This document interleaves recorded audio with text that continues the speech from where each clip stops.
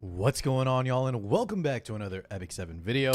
We have the long-awaited balance adjustment preview, and I did see a lot of people not very happy, a little upset, both in private messages as well as on Reddit.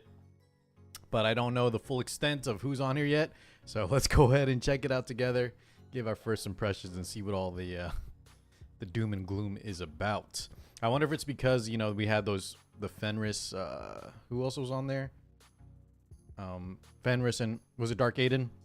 New Kid Aiden, I think, had a little balance patch out of order. Anyways, looking at the list here, we got, let's see, we got 2 Moonlight 5 stars, 4 Covenant heroes, right? 4 RGBs, and then 2 4 stars, as well as 2 artifacts. So I think this is a little light. Maybe if you add the other 2 units. It's curious Fenris is here again. I guess because maybe since we reverted the EE, they wanted to give him a little more. But yeah, let's go ahead and jump straight into it. So DJB, guys. Desert Jewel Basar is in an interesting position. With the prevalence of Fallen Cecilia, and even before Fallen Cecilia a little bit, there were players that were busting him out even last season. And I think stocks of DJB, even before whatever we're about to read here in the balance patch, he was already seeing a lot more play than before. So this is actually kind of crazy, and I expect to see, if these are significant, his pick rate to climb even higher. So what are they actually changing here? S1, this is the healing will now proportional to target's max health instead of before. It used to scale off his attack as well.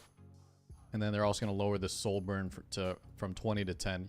I remember way back when, like year 2 or so of E7, having to actually soul burn sometimes to keep your team alive. So going down to 10 souls is actually pretty cool here. Desert Storm is when I was mentioning Fallen Cecilia, where he kind of has the Barian version. Let's see, what are they changing? Oh wow, he gets an actual dispel now. On S2. He gets a strip as well as a combat readiness pushback on top of all the other, the Barian version, as well as the extra turn if they have a barrier. That's really, really good. And then Bastet's Roar, his skill 3 will now just be straight 30% damage reduction while S3 is active. That's how this thing works. As soon as you use it, DJB becomes very squishy, but now it's like, now it'll protect even against non-crit damage unit, which is actually more and more units I think are more relevant now that don't crit. So any extra damage reduction is nice. On top of that too, I believe Taurus is a tankier sign here. Health and speed. Oh, so he's going to be a little faster too. So it's health and speed on the sign change too. I think this change is actually really significant for DJB, guys. Keep an eye out on him. And you might want to bust them out if you've been keeping him in the waiting room. All right, next up we got Mr. Straze. Straze, I think, was already in an okay spot. But in terms of like tank busting, he needs a little love, so it's good to see him on here. Now his S2, I believe, yeah, this is skill 2 will now dispel all buffs, or before it only did 2. And his S3, it looks like, oh, okay, I think they're just taking out the scaling, and now they're just gonna give him, 100% defense pen always against the unit with max health, which is nice. Because I think this is an outdated mechanic right here, where you have other units that scale as well. But a lot of units nowadays just have the straight up like pen built in. So nice to see. I don't know how much more play Strays will get, but maybe this could help. Holiday Yufine. Now guys, like Desert Jewel Basar here, Holiday Yufine is also a unit that's been kind of coming out lately. I just built her, been playing her a little bit in real-time arena. I think she's one of the better cleansers out there. Just because of how hard she is to deal with. She just kind of works right now in the current meta with how strong openers are. But let's see what they're changing. She's going to get a 100% chance to burn on S1, which is nice, before 75%. And guys, this is actually pretty significant, because the times you're bringing in Holiday Yufine, you're trying to just use her evasion, and you're really using her to kind of dispel buffs, give a combat readiness. Maybe the S2 reduced effect comes into play. Sometimes you might be picking her just for this effect as well, if your opponent has a lot of combat readiness manipulation. And then additionally, you're usually fighting squishy units, right? When you're fighting those kind of debuff comps, typically they don't have any sustain. Sometimes they may not have like an anchor unit. And a lot of times Holiday Yufine plus one other like tank can sometimes just clean up the entire match, even though you kind of got alpha struck and you lost like 2 or 3 units. I think Holiday Fiend, if you build it with a little damage and now that she has a 100% chance to burn, is quite nice. S2 now, let's see. They're changing it from max health to 50% or above. She'll get the 70% evasion or 35% additional, including the 35 base, right? 70% total as long as her health is 50% or higher, when before it was at max. That's also significant. Very, very nice. You can't just chip her down now. She's going to be a lot tankier with that. And then the last ability, 5% combat readiness on top. This, honestly, guys, what I'm seeing here is these units aren't very exciting. Straze, Desert Drool, Basar, and Holiday Fiend. So I think I understand the frustration. But as someone that, is keeping an eye on the current meta, especially for real-time arena, as I'm prepping for E7WC this year for casting, I think these changes are actually going to be quite significant. And those of you that play RTA seriously, I think these 3 changes, Strays less so than the other 2, but these 2 are very significant to the current meta. So I think they're actually kind of nice. Not exciting. Once again, I get the frustration, but I think the 3 that at least we looked at, especially the Desert Drool, Bazaar, and Holiday Fiend, are actually okay. Tywin, let's see. Blue Tywin. God, I don't even know what he does anymore besides D-Break. They changed, like, he had, like, an anti-sleep stun, anti-movement ability. Yeah, in S2 now. But Sword Storm will now 50% chance to inflict decreased defense for 2 turns. When before he had a Dispel. Okay. It's pretty significant. 2-turn defense break is quite nice, even if 50%. Tactical Command now can now happen every 1 turn instead of 2. Yeah, that's the one where if you have any like sleep, stun, or fear, can now be activated every 1 turn. Okay, I don't know if this is gonna make him. This is probably this. I totally see it now. Like looking at the 4 units now, it is kind of underwhelming. But mark my words, DJB, Desert Drool, Bazaar, and Holiday Fiend, those are quite good buffs. Thailand, I don't know if this is gonna actually make him. 65% chance on S1 now. Is that S1 to D-break? Okay. Charles, let's see. Charles is interesting, man. Charles in the early E7 was a monster.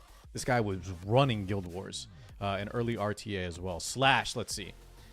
Now we have 75% chance to dispel instead of a attack break. Okay.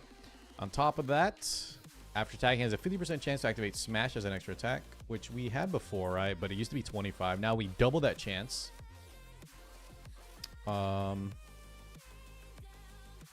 Oh, interesting. So it was 50% chance before if the enemy had a buff. Now it's 50% base, and if the enemy has 3 buffs. Oh no, excuse me. When Charles has 3 buffs, he will always smash. He'll always slash in a smash. Okay, it's kind of cool. Smash after attacks the enemy with a giant sword. This is S2, absorbing some of the damage's health and increasing combat of allies by 15%. Where before,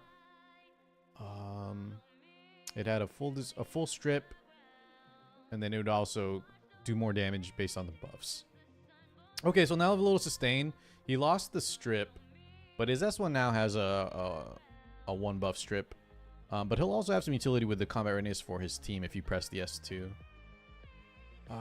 Alright, I guess also just anytime he smashes, right?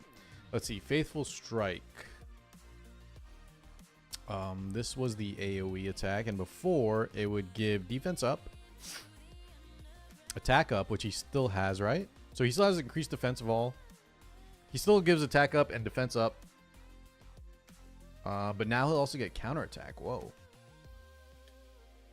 For 2 turns. When there are 3 or fewer enemies, damage dealt increases as enemies become fewer. Skill cooldown is decreased by 2 turns. Huh.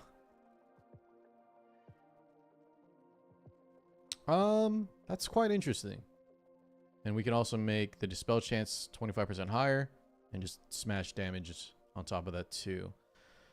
I like these changes, but honestly, this seems kind of hard to Earth units right now, especially units like Charles that want like all these kind of bruisery stats. If you just look at like the recent ML Arya, and I know this isn't a great example because we're comparing ML5 to a RGB, but Arya has like scaling. She's an HP scaler that also has like ER scaling, and she has free crit, Whereas Charles, it's looked like they didn't give him any free crit. He still wants attack, if you guys didn't know that, as a knight, right? Because he doesn't scale off defense or HP like most other knights. So he's going to be very... He still needs crit and crit damage too. Yeah, I think he's... Charles is just very hard to build. And even if you build him correctly... I guess the play is now to try to put him like not on counterattack. And then you do like Elbrus plus a different set, Destro or something for the stats.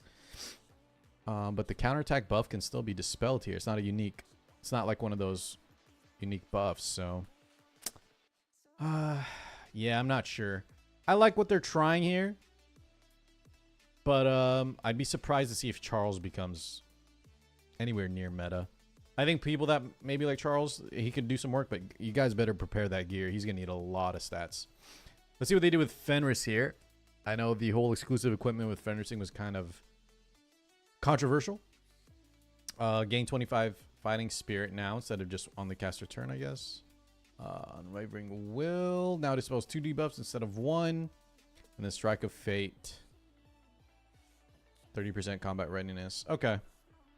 I don't really know much what to say about Fenris, guys, after the EE thing with Harsetti change. I'm assuming he's going to be mostly just a PvE hero. Now that we reverted that. But if you guys play Fenris and think he has some potential elsewhere, maybe RTA, let me know. I don't know enough about his kit. And I haven't really seen him too often anywhere. All right, General Pergus. The 4-star. Let's see. So now he'll have a 100% chance to provoke. And his command charge, which is the S3, can now stun everybody. So now it's a 100% chance to inflict stun on everybody instead of just 2 random enemies, which is very, very good. But General Pergus is also kind of in a weird spot where I don't think you see much play. Like in the past, he was used quite often. A lot of times, like if your opponent brought AoE, if they're trying to like cleave you, if they're trying to take tempo, if they ever brought any type, yeah, if they hit him on accident, right, the combat readiness would screw them and kind of put everything out of whack. But I think he's just been power crept out of the meta, and I don't know if this is very tame, right? This is very safe. I don't think this is enough to see him quite a lot.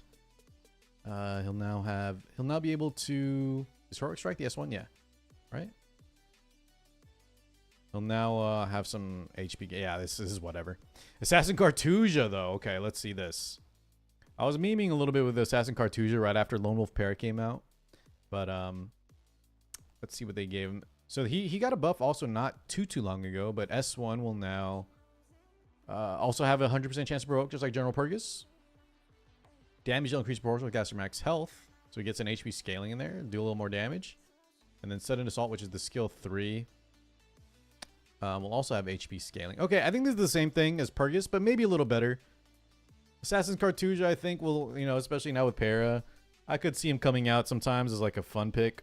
Or maybe like you might see this like in a lunatic draft or something crazy in the WC. Someone might be just trying to like scam someone with evasion. But typically if you see this character, you're really trying to just bet.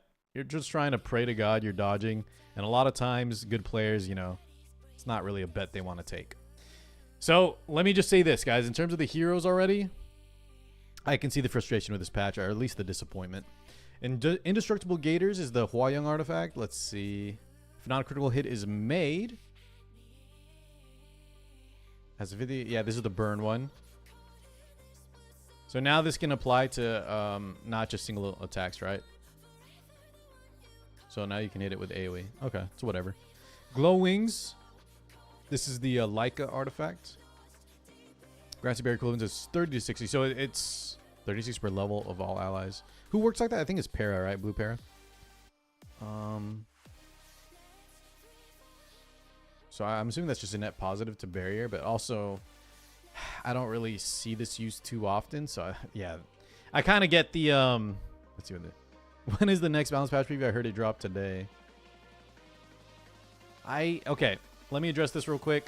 I understand, like, as someone that pushed back against the whiners that you got like the what is it? The flan, the pirate flan change reverted. I wasn't a fan of that, but I am a fan of the Fenris EE getting reverted. And I know how that might seem a little hypocritical, but the problem with the Fenris EE was just it was poor and lazy balance design where you're targeting a specific unit because they know that instead of nerfing, they just want to create alternative solutions. But I think it was just set a bad precedent. I think that's the main difference. Anyways, we're not here to talk about that, guys. Overall, mark my words that Desert Drill Basar and Holiday Yufine I think are great buffs. The rest, though, I think Straze might be a little better too. Maybe we'll see some Straze since there's a lot of knights, right? A lot of high HP knights. Maybe Straze will come out a little more, but definitely Desert Drill Basar. Keep an eye out. Holiday Yufine, if you guys haven't built her, yet for PvP, keep an eye out for her. I think the changes were quite significant, but the rest, totally get it. Very safe, very mediocre. Probably don't want to rock the boat with E7WC coming up, if I had to guess. Charles, I might even test Charles here, but if I had to guess also, I think he's going to be way too stat hungry, where other units, like, he has to do so much work. If you compare him to someone like Green Mortelix, where Green Mort, even if you're not trying to stop counters, I think it's going to be more effective. He has built-in counter. And then his S3 just does so much damage, as well as the new fear buff, which is insane. Like, not even talking about the count counter mechanic. I think Green Mort is just a better Earth Bruiser, but we'll see. Maybe if someone has some insane gear, maybe even build some like F-Res on him so your counterattack doesn't get stripped or something. That could be kind of cool, I guess. But yeah, overall, very safe patch. And I guess that's it. We got to wait another 8 weeks, man. A little disappointing.